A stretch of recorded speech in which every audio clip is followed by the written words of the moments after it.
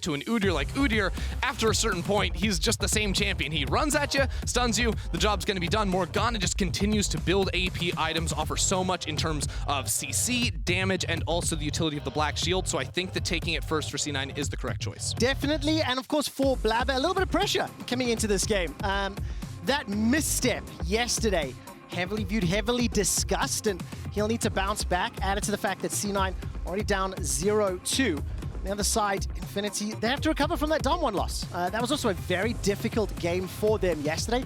They will lock in the Kaisa, and Udyr still remains very, very high presence, around 85% here at MSI. Definitely still very heavily favored. Of course, and I think he's not going to be unhappy to be locking that in. I also like taking the Kaisa away from Zven. Zven was a bit of a Kaisa enthusiast back in the LCS, played that far more than any other champion, so WhiteLotus wants to lock that in to give himself that individual agency so he can have a high impact both in the lane phase once you reach level 6 too, and those team fights, of course. We've also got the Renekton locked in for Fudge, presumably on the top side. If he wants to go for a weak side look, Renekton can sort of hold his own in a majority of matchups up there. And you heard Vedius on the desk saying, like, we want C9 to get back to the roots and maybe perhaps playing around bot lane, mid lane a little bit more, and letting Fudge be off to his own devices a bit. Use the TP to influence the rest of the map. And of course, that Renekton and Tristana technically could still be flexed. We've seen that Renekton mid, the Tristana maybe a little bit more likely if they wanted to move that around.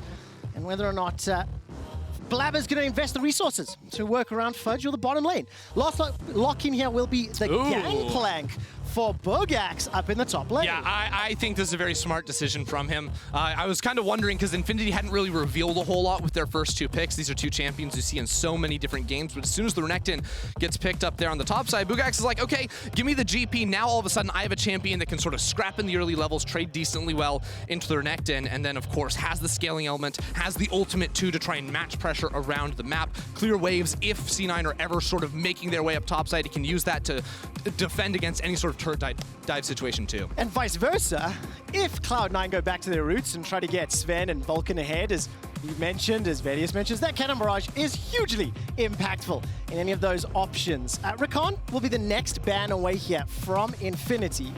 And what do you want to see from the rest of this draft as we start to round it out? There's some flexibility on the C9 side, but are you expecting any shenanigans? Well, I don't know about shenanigans. We'll see if they have anything up their sleeve. Ultimately, mid lane is still the thing that really needs to be decided in this matchup. We've seen in a lot of games, Udyr sort of dictate the pace of the early game in this matchup, even though Morgana does have a pretty fast clear. Even in the game, say, like Udyr was definitely blitzing out ahead of her before she got some AP into her item mix. So as long as Cody can sort of hold on to this last pick counter, you assume, because they've already showed the Gangplank, that they can go ahead and pick a support on 4 here and save that 5th so that Cody can get a good matchup. You can then control the mid lane 2 versus 2 dynamic, and if you have a strong roaming support as well, maybe visit that mid lane themselves. I mean, the roaming supports here at MSI have really shown up. We've seen just such gigantic impacts from the likes of Barrel, from the likes of Ming.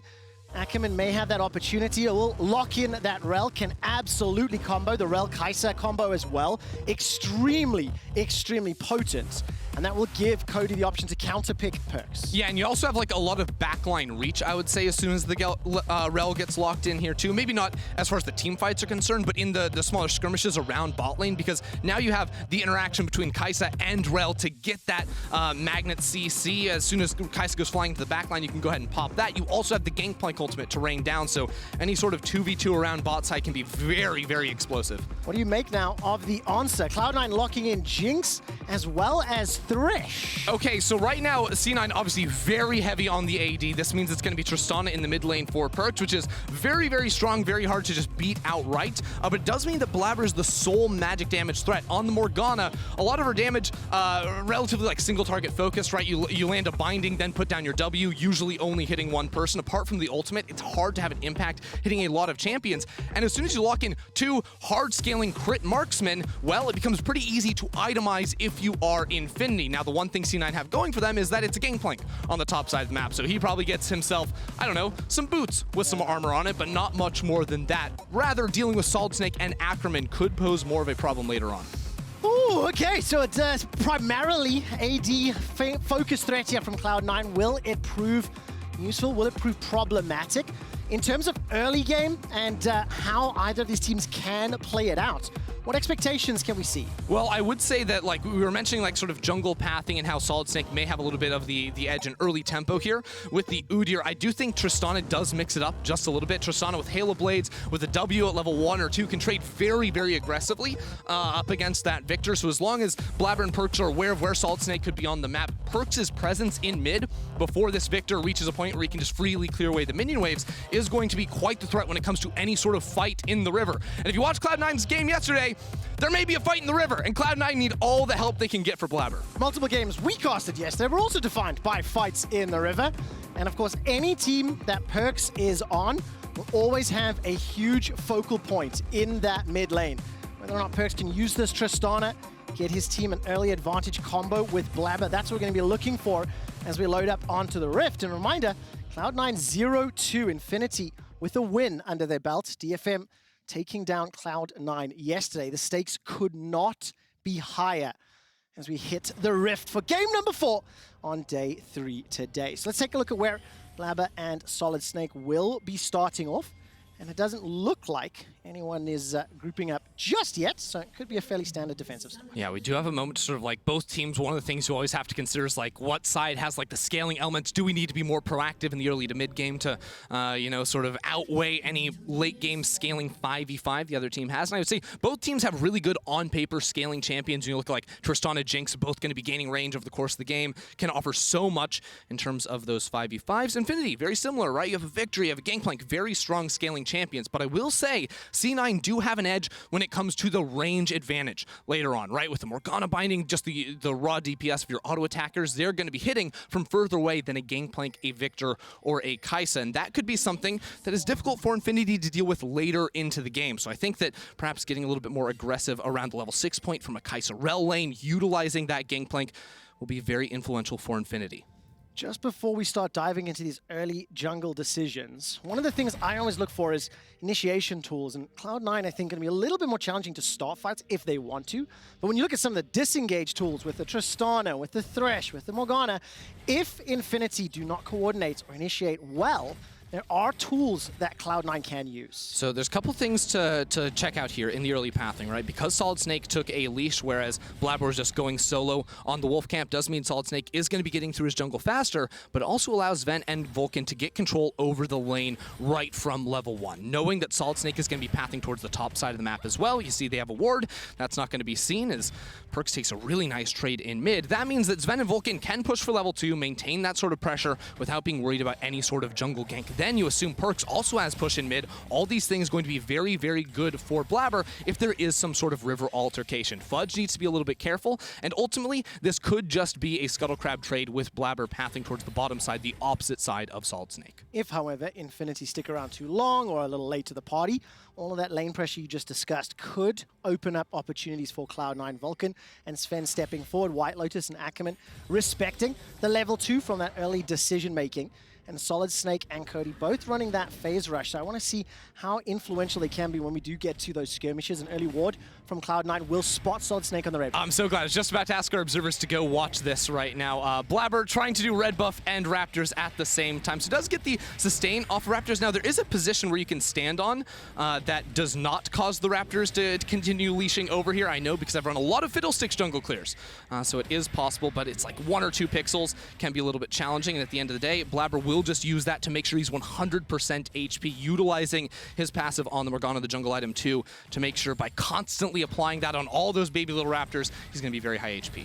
So for the non-jungle mains, that's a good thing. Obviously maximizing the kit advantage and why Morgana's doing particularly well. If you look at the mid lane, if you look at the bot lane, so much pressure and Cloud9 on the towers already. But look at this, SolidSnake is pathing towards bot side. C9 would expect him to be in the top river, but he's got no priority to work with. Well, Death Sentence will be connected onto WhiteLotus. Blaber will be picking up the Scuttle. Look at SolidSnake's pathing. He's going to get in behind Vulcan and Zven. This is pretty crazy pathing from SolidSnake, but I don't think they win the 3v3, right? Blaber is right there. Ackerman very low as well. Let's see what happens. happens. Blaber's going to be late to the party. The Flare will buy some time as Sven continues to step backwards. He's used the Summoner heal already. That's the pullback onto Vulcan as the teleport is being channeled from Cloud9. SolidSnake looking for Vulcan and first blood to Infinity. He flashes away to safety. Alcove Gaming to escape, and the TP looks like it was cancelled. It was cancelled from Cody, right? He just put down his W. Perkz was TPing in the middle of the lane, gets shut down, and Infinity get away with murder right there. They get the kill, and C9 aren't able to reply in kind of a very strange series of events because, again, Blaber was right there, but SolidSnake so confident. The level 4 burst damage with 2 points in the Phoenix stance 2 from the Udyr is massive. I mean, you have to give some props here to SolidSnake. That pathing decision-making, there was no vision there from Cloud9. He gets in just at the right time. And the question is that prep? Is that just understanding how the lane plays out? And either way, it results in SolidSnake getting the kill. Yeah, well, SolidSnake had to know that Morgana was going to be in the bot river, but he thinks he can get in and get this kill before it ends up mattering, and it looks like it's going to be fine, but look at that. Oh, Cody flashes over the wall. That's brilliant, because again, if the TP comes through, that is at least 1 kill and probably a 2nd kill, because you notice Ackerman also didn't have flash. So using the reset from a dump, Perkz may have been able to cash in big, and already a very good start for Infinity fans. So very nicely done there. Good decision-making, and despite the pressure in the lane, the first kill is secured by Infinity. Now, Cody did spend his flash to get over the wall. He's currently down in CS against the Tristana, as you do expect. I need to see whether or not Perkz can press that advantage further at all. Up in the top lane, it's still just the farm alarm, as Fudge and Buggax continue to just trade. Not going to see too much impact for a little while longer. Yeah, sort of cashing in here. Obviously, Perkz very far ahead in CS in the middle lane. Also, a plate was picked up bot side, so the gold is still very dead even. I think Zven going back to base will get a noon quiver compared to just some lethality here for WhiteLotus, so had a little bit better of a base by staying on the map longer. Of course, it was Vulcan that died, so Zven was allowed to stick around knowing that Blaber had his back if Infinity tried any sort of repeat event. Now, both top laners use their TP to get back up to top lane. Buggax, though, is going to have his ult soon, and Perkz, oh, he just got stunned! Oh, that's just not good enough. Perkz may be able to bust a shot and gets away thanks to the rocket jump. But Ackerman in range, roaming, it's what you talked about. Yeah, Perkz doesn't even care. He's gonna eat the CC.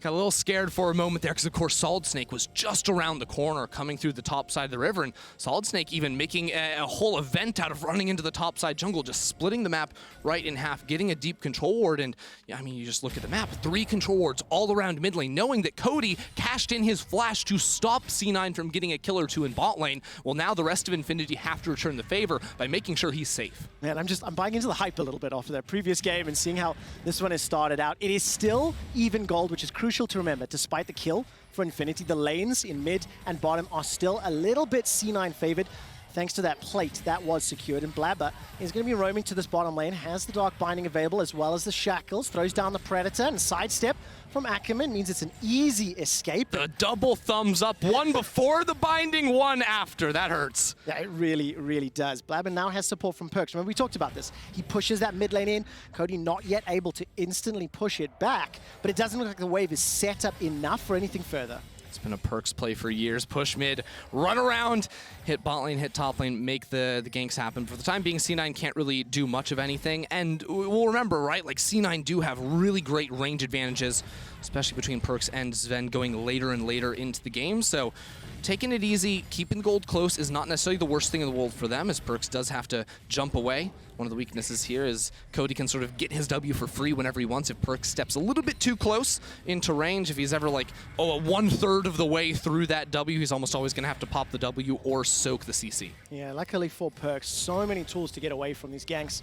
He still maintains that advantage, but as Cody continues to level up and that wave clear becomes more powerful, be a little bit more challenging for Perkz to continue shoving and roaming. Blaber a little bit more active. Now he's invading the support from mid lane priority, top lane priority. You know when the red buff's going to be responding, and SolidSnake even taking very defensive pathing, expecting something. That was the rocket jump interrupt you were talking about, Ender. The Chaos Storm continues to tick, and there's not enough AP yet. Perkz fully aware of it, and he literally just walks away. Yeah, usually can buffer things like that, but looked like he got dragged in a little bit there, as the nature of the matchup goes. Fudge, in the face of 2 players, doesn't really care, but pops the dominance, surprisingly, expecting that Infinity were going to commit more. Blaber, you noticed, also had the Predator, so they were ready to throw down, but Infinity are holding their cards. They're not trying to go too aggressive just yet. I really like the heads up on the slice and dice there. Fudge slices through, I think it was Buggax, and then steps backwards to avoid the powder keg. So managing to escape. He does lose his ultimate, not the end of the world for the time being. the opening 10 minutes of this game very, very tense as SolidSnake has found a little bit more meaningful impact on the game on this Udyr. And exactly as you talked about during draft, and Cloud9 putting some resources bottom lane. Blaber has spent a number of ganks, has not yet paid off. SolidSnake actually not even deciding to recall, wants to go back towards the top side of the map. It's possible they look for a gank or just the Rift Herald, right? Again, you brought your support towards mid lane, so you've got so many members of Infinity in the area if there were to be some sort of fight. Buggax has a big wave building up, so SolidSnake just making sure that it can be fully pushed out, and then he gets to decide what his play is. It will be the Rift Herald. At the end of the day, could give all that money over to Buggax after that one goes down, and that means C9 get control of the river, but you notice the Blaber is not going to the Drake. He's going to continue power clearing through his jungle, and this is about the point 8-9 minutes onward where Morgana takes over in this jungle matchup where she can very easily multi-camp clear. You know, you noticed she was doing the Gromp camp and the blue buff at the same time, Raptors red, these sorts of things, and that's where we're going to see the leads start to evolve in terms of the jungle camps, the EXP, and the gold, and now Blaber can convert. But you'll notice the extra time he spent before going to this Drake means that now SolidSnake can do a similar thing on the top side. They have the Rift Herald, and Fudge, without a dominance, cannot survive the tower dive. In respect, yep, Fudge realizes it with no ultimate available to him, recognizing no support from the rest of his roster, backs away. Herald has not been dropped just yet, but one thing that I definitely have noticed is Cloud9 and Infinity, when they are assigning their player resources, they do seem to be matching a little. While the Herald was being taken, both Blaber and Vulcan were shadowing Perkz in the mid lane, and Ackerman was just sitting there as well, waiting to pounce. Yeah, I think SolidSnake wanted to use the Rift Herald soon. If they could just get half of this this turret played off, they could go for it. Of course, Perkz was considering roaming up and just got his teleport back up, so Infinity were never going to be able to look for a dive there once the ultimate returned for Fudge. And Blaber, in similar kind, I think he maybe got the Gromp camp. He's nailed a couple of times from Infinity's jungle, but it will be that trade. So a lot of money given over to Buggax in the top lane, SolidSnake sharing out on that as they wailed down on the turret plates, but at the same time, Blaber individually continues to extend his advantage over the Udyr. The question is, when will it find the impact? That Dark Binding, swing and a miss, did not find the target that he wanted. 3 plates, I think, taken in the bottom lane by Zven and Vulcan, doing very, very well to keep shoving this lane in, and SolidSnake making his way down south. Still a significant advantage for Perkz as he steps all the way forward. Will be able to buffer the stun and get to safety. Fudge is thrown down. Domus once again, and there's a number of skirmishes across the Yeah, but Blaber's making his way up towards this top side, so Buggax does have to be very careful. Now, Fudge, a little low to look for the dive here, especially with Buggax having access to the cannon barrage himself. Oh, he might want to TP back. You see those pings into the river ward in the top lane. You got a TP on Cody, you have a TP on Buggax, and SolidSnake is also heading up towards top lane. He wants it. Such a good call. Observers managed to catch this one as well. Fudge is very low on HP. Blaber and SolidSnake about to run into one another. Chilling Smite has come down. Blaber self-casts the shield, and Fudge will be taken out. Yeah, Blaber realizing that his top laner was completely doomed there. He wanted to be able to walk out no problem, and they were just not ready for the TP at all. A pause is going to end up coming on through here, but takes any damage himself, so his influence in terms of like the CC can apply and the damage one, maybe not quite so much, but it is going to be very difficult for C9 to actually cut through him and Ackerman both in these later fights. Especially because he also has the 2 kills on his side of the Rift. He is down the 20 creep score, and if the observers can flip over to the gold, let's take a look how different is. The observers cannot actually hear me, so I'll see if production can maybe do that one for me, or what I'll do is take a look over You can do it yourself. Do your own work, Trevor. Plus 500 gold for SolidSnake out of the jungle, and dead even in the 80 carries, but it's plus 400 in the mid lane for Perkz. There we go. They've just done the toggle for me, so thank you very much. Itemization-wise, as you mentioned, those mythics starting to make their way in, and there's still 2 minutes to the next Drake, so we're still going to keep this very tense laning phase, and SolidSnake and Blaber are now on the southern side of the map. It's interesting how quiet the bottom side has been since the first blood when some summoners were blown, because we haven't even really seen extreme roaming from Ackerman or Vulcan. Like, Ackerman made that one attempt towards mid, but Cody takes a nice trade against Perkz. It could get spicy real quick here because Fudge is already in mid lane. Fudge is making his way through. The Black Shield has already been used. Dark Binding will not find a target, and everyone steps away. The tension builds up, but no skill shots landing means no follow-up. Yeah, exactly. Fudge was just using the priority. The wave was already fully pushed in top lane to maybe see if there was a play they could make on the bottom side of the map. Important to note that Fudge will not have teleport, neither will Buggax for that matter, the time the Infernal Drake does end up spawning. But, well, he does have the ability to get his booty down there. He can go for the long walk just like we saw from him. And again, level 11 should come through from Fudge. Level 11 Renekton in a river is terrifying to deal with here. Even with Buggax having the gold advantage in this top lane, and he should have a mythic the next time he goes back for a base himself, I wouldn't be surprised if Infinity were a little bit cautious around that and maybe even just deciding Buggax, hey, he can keep farming himself. Need some respects to the power that he can put down. Death sentence into the dark bind. TP behind. That may be huge. Teleport starts to be channeled. Here comes SolidSnake. Gravity field as well. Zven's already used the flash, already used the heal. Vulcan goes golden thanks to the stopwatch, and Blaber's made its way out. That's a great pullback from Ackerman and sets up another kill for Infinity. Infinity really on top of these teleports, because while I was talking, Perkz actually just TP'd back to mid. Cody's like, wait a second, guys, we have the advantage. We have this great ward. Let's use it. So Infinity get yet another kill. It will be traded out for this tower in mid, although SolidSnake might have a little bit to say about it. Instead, he just needs to start running for the hills. That's a lot of damage. Does Perkz have it, though? No, you talked about this as well. A little bit of armor already built up, and SolidSnake makes his way out. Interesting thing here to note is the fact that Cloud9, although they've got the first tower, they continue to get pushed backwards, and it feels as though Infinity are just finding the kills. Look at this. I think Infinity's attacks and understanding windows, their advantages, again, just another really good teleport to make a visit towards the bot lane, have been really good. At the same time, C9 have been responding quite well, too, right? Whenever there's a kill going down here, it's not just the mid lane turret falling from Perkz, it's also Fudge walking into the enemy jungle and taking away the red buff, too. So that's why the gold hasn't really ballooned out of control, apart from just good laning overall. It's also been C9 finding some ways to get gold without the big kills. And now you'll notice Fudge walking down towards the Drake, just like I'm talking about. Buggax's top lane, no ultimate, no teleport to get to this fight, but it's how Infinity want to play it. They don't need him down here. They don't need to fight over the Drake. It's the second one of the game. Give it over to C9. Level 11 Renekton is no joke. And that's exactly the call. No pressure here from Infinity, and yes, we have such a fantastic game playing out. The two Kraken Slayers on Perkz and Zven going to need to do a lot of work throughout the course of this game, and Infinity extend that gold lead once they pick up that top tower. It's around 2,000 for the time being.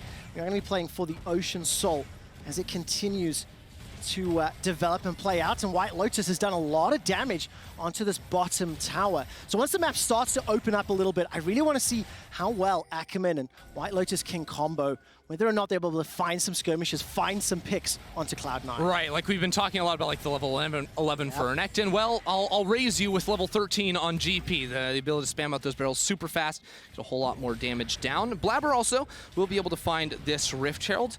Not the end of the world for Infinity, because you'll notice they're just getting a turret on the bot side of the map. Vulcan in base, actually pathing back towards the top side, so Zven has to be very, very cautious here. Will get any minions that he's allowed to, pretty much, and it will just be trades. It will be quiet for the time being. It's been a very reserved game, I think, from both of these teams. Really just plays around teleports from Infinity, and C9 are not trying to take any risks that would set them very far behind. It feels as though we're going to move into this type of mid-game where Dragons and Baron fights may end up determining the game. Both 100%. teams playing relatively calculated, relatively, slow-paced on the action front, in comparison to many of the previous games that we have seen. I think it is really important, though, to just keep your eyes on Fudge, because a lot of like C9's moves have been just him like vacating top lane, walking down towards mid, and they haven't really meant much just yet, but this is something Fudge will do all the time. Whenever he has prio in a side lane, so moving around and seeing what point can C9 then look to attack. The difficulty is, right now Infinity do feel pretty strong. They've got 4 players, almost 5, grouped up around this mid lane, trying to put a lot of pressure on this outer turret, and because Fudge had to go pick up a wave in the top lane, it means C9 do not have the ability to counterattack.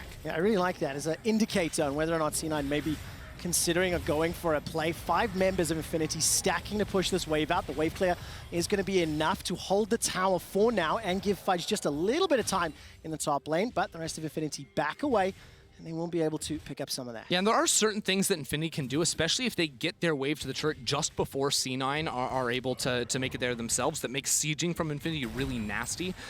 From the zone control of Cody just dropping down his W, Buggax can even set up his barrels to threaten a lot of damage if you try to step close enough to auto-attack or wave clear away the minions. He also has his ultimate too, so all of these zoning tools can keep C9 away from towers, and it just takes Infinity wanting to commit that much for them to be able to take it down. I don't think that's going to be super relevant for the next few minutes, but something to keep in mind the later we get into this game, when there are intense situations with Baron buffs involved, with inner towers, with inhibitor towers, these are all tools that Infinity have to work with. It's going to be so hard to follow people during the team fights. With all of the mobility, with all the dashing up, and of course with Cloud9 backing away, Infinity will secure the prize of the third and final outer turret. Uncontested for now, as both Perkz and Zven backed away. Perkz was now playing the side lane. He took the bottom tower in favor of Cloud9, and the rest of Infinity now making their way. Blaber is here in support of Perkz if anything goes awry. Yeah, they want to see if they can get this blue buff. SolidSnake's in the area, though, so I don't think C9 can realistically full commit to this. And do not let 20 minutes of very quiet gameplay, do not let that make you forget that C9 are 0-2 in this group currently. They absolutely need this win against Infinity at the closing of the first round robin. Groups do go back and play again on Tuesday. Fudge. Detonation focus me also want that result. Cody will put the gravity storm down. Dominus is used by Fudge to keep him alive. Here comes Perkz. Gets a lot of damage, and the Buster Shot will close it out. They won't give the reset on the W, and there's really no nice support from Infinity. First kill to Cloud9. Yeah, I really like that play coming through. Perkz, we just saw him in bot lane. Now he's teleporting into top lane off of Fudge, using the Fog of War very nicely to even just start that play off. So that will be the kill. It'll also mean the turret.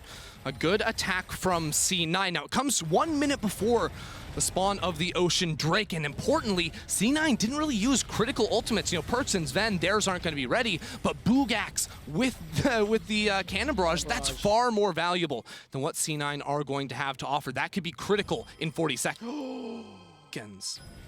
Oh, that is painful. And if you were not watching your screen, that's not a cooldown either. That is a one and done right there. Stopwatch accidentally clicked by Blaber 30 seconds before the Ocean Dragon fight. And you know, the killer was just picked up by Perkz. He's already got a plus 50 CS advantage. He's picked up the kill. He's got himself the Phantom Dancer as well. And Buggax, knowing there's no Cannon Barrage, knowing this dragon is available, has teleported in. Infinity are set up first. Yeah, so check this out. Tons of control wards ready for Infinity. Just own the jungle, own the river away from C9. It may be impossible even for C9 to find an entry in. Critically, Perkz, no flash, no ultimate, so the only self-peel he has is going to be the rocket jump. Now, Rift Shuttle was just about to time out, and this is exactly when you want to use it. Before the Drake does spawn, it allows them to charge down mid lane and slice their way into the river. They get all their wards down themselves, and they set up to split apart Infinity. Look at Cody's positioning. He's in the mid lane. He's now joined Ackerman and WhiteLotus. SolidSnake takes a lot of damage. The death sentence pulls him backwards, and that is just an easy kill. That was just a perfect setup because, like, yes, you see, like, the hook land into all the CC, but Zven's little chompers cut off an entire pathway into the river for 2 players of Infinity. So yes, it looked a little silly, SolidSnake dying there, but it was C9 using good CC all around to zone away Infinity and see exactly the target they could shut down. I mean, think about how hard it is to get through all of the tools. The box, the flame chompers, Buster Shot, Soul Shackles, like every single thing Cloud9 has is prioritizing preventing anyone getting on top of them. SolidSnake gets caught out in the new Axe Effect replay, and this just allows the third dragon to be picked up by Cloud9. Yeah, on the other side, you have, like, Fudge just pops the dominance. Buggax can't really walk into that, so a good setup from C9. And it's funny because C9, again, haven't done anything flashy in this early game, right? They lost a couple of kills, but they were always making sure to trade up on the opposite side of the map. And with SolidSnake putting some attention into Buggax early, Fudge not having that same investment, it meant that C9 got the 2 first Drakes of the game. Now they just pick up an Ocean pretty much for free because of 1 pick onto the enemy jungler, and this is the weakness of giving up early Drakes in this meta, is we are now 4 minutes away from C9 saying, hey, the game's just over if we get the Ocean. Good luck dealing damage to us if we have that buff. What I do like is Cloud9 have kind of gone back to basics just a little bit in terms of their playstyle. It's a safe comp. It is being led by Perkz on this Tristana, and as you mentioned, not putting themselves in precarious positions. But I do need to ask now, as we turn our attention to Infinity, assuming this next dragon fight in 3.5 minutes could determine the game, how do you want to see Infinity approach it? How do they get through the disengaged tools? Well, I think a big problem for the last time was the Rift Shell just going into mid lane. It's impossible to get mid lane priority against that, and then once you're split up and you don't realize that that sort of trump card is going to come out of the chompers going down, well, then you just instantly lose the situation. They didn't really see all that on the table, and it meant they lost out in a big way. Now, they were the first ones into the river. Now, that can be very important, but it needs to be a fight for mid-wave control, and then not allowing C9 to get territory in the river. As soon as you allow them to get territory, they can use a lot of their the threat of a hook, a binding, the chompers, all of these things, just make it so Infinity will be split apart and not have a good way to get into the pit. Potentially death then in the setup. So 2 minutes, 50 seconds until that is on the cards. But also, Baron needs to be considered with double Phantom Dancer, double Kraken Slayer. Cloud9 can melt through that objective.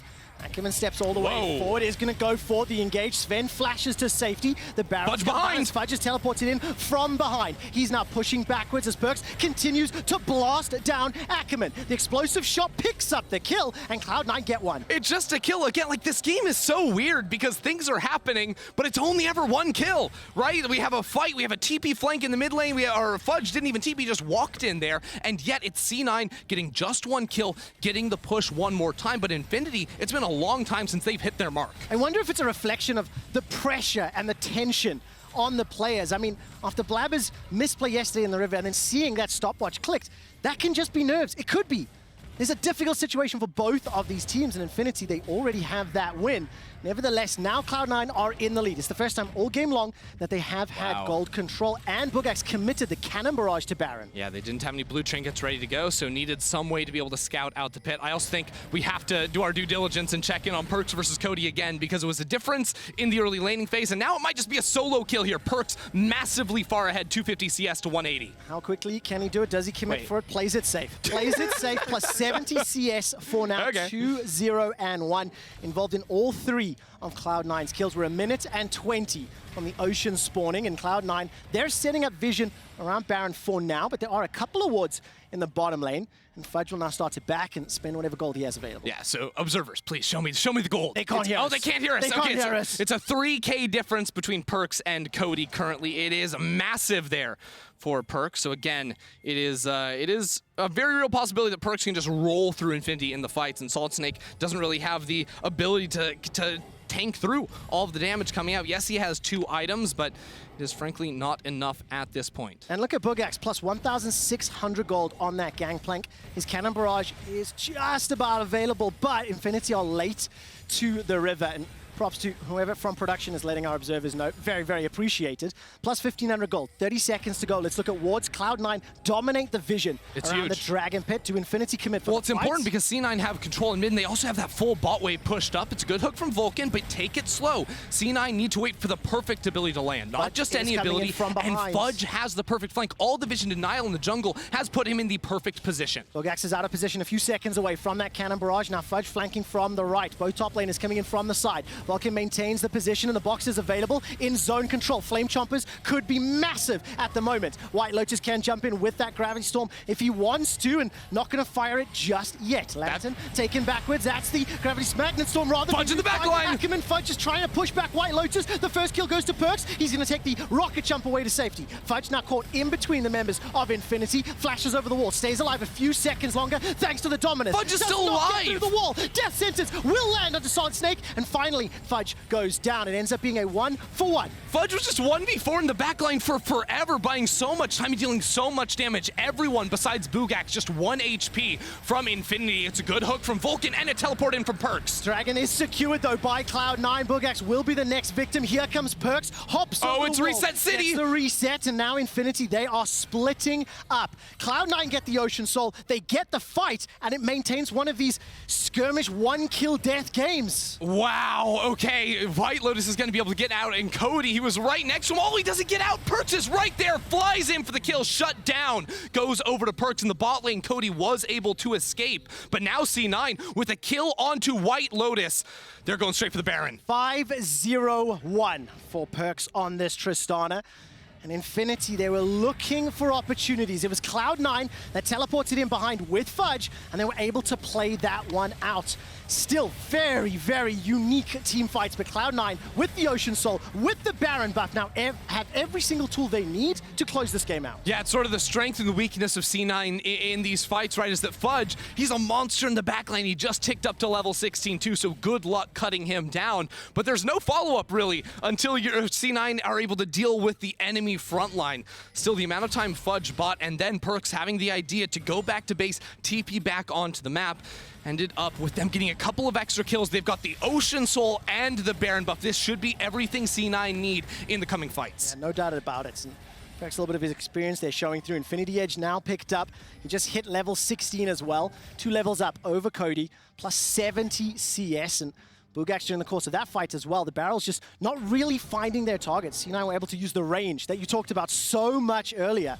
It is difficult for Infinity to get onto their targets, and now Infinity are going to go looking for another option. They're down 4,000, and they have to try weather this Baron-empowered storm. Yeah, well, Infinity are trying to sort of like group up here, try to find a pick, infiltrate the enemy jungle, right? That's why they're not going all the way forward here. They're trying to play in the fog of war, but you notice Perkz just free pushing in the top lane. C9 are not giving an Infinity the actual targets to attack. Perkz, even once he notices, wait a second, I only see 2 or 3 players on the map from Infinity, doesn't overstay his welcome, doesn't start whacking away at that top lane tower. Instead, backs up, literally just pressed S, not doing anything right now because he's just waiting to see where the enemy is and for the rest of his team to start pressuring in the mid lane.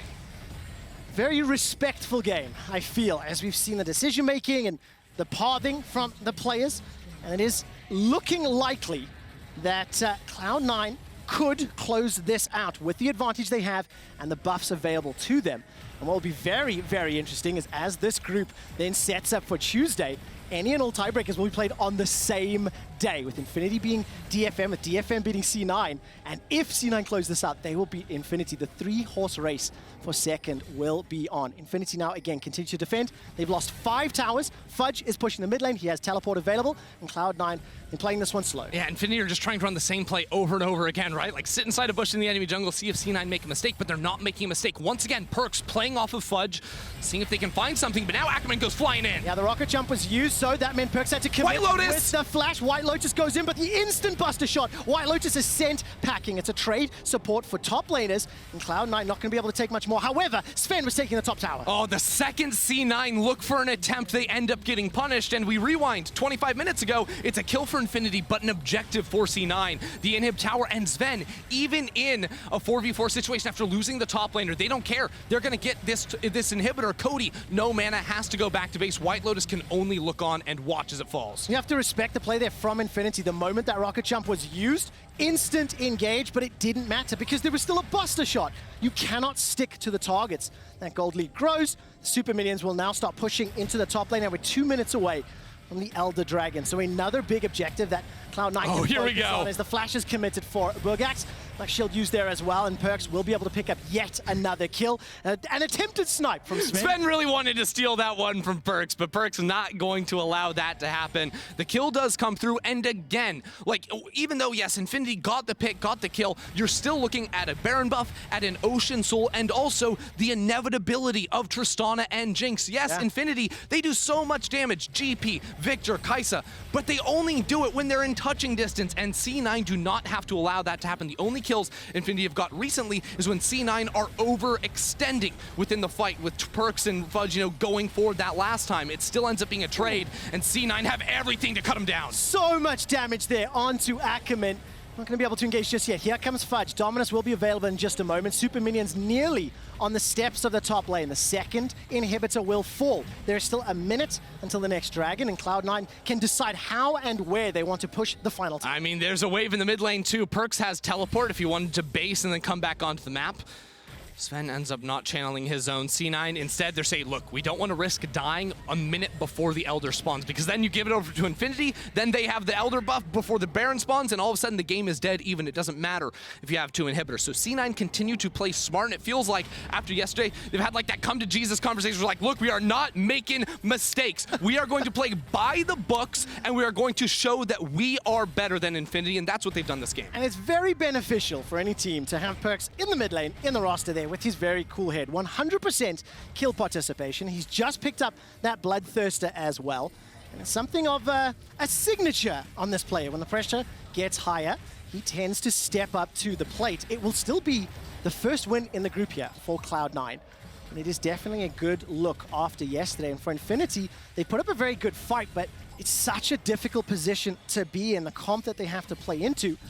And they're rather like unique style of initiation. They just haven't been able to get to the target. Well, Perkz is just soloing the Elder Dragon right now. It seems like Ackerman might know what's going on. It was just pinged. There's no wards inside the pit. And because C9 are showing 4 people in mid, they don't know. They have absolutely no idea. Even with Ackerman going for the flank, he's just watching. He doesn't even notice that Perkz has taken it, slain it, and Buggax from a mile away gets deleted. Because of the Elder that was picked up, the laser comes downtown, and Cody gets taken out. On a correction, it was Buggax taken out as Cody flashes to safety. There's the kill from Blaber. 2 more on the Cloud9 slate. They push into the base. They turn their attention to the Nexus turrets, and we had a very, very tense affair throughout the 30 minutes of this game. Cloud9 will pick up their first win in the group stage against Infinity and set themselves up for a race for second on Tuesday.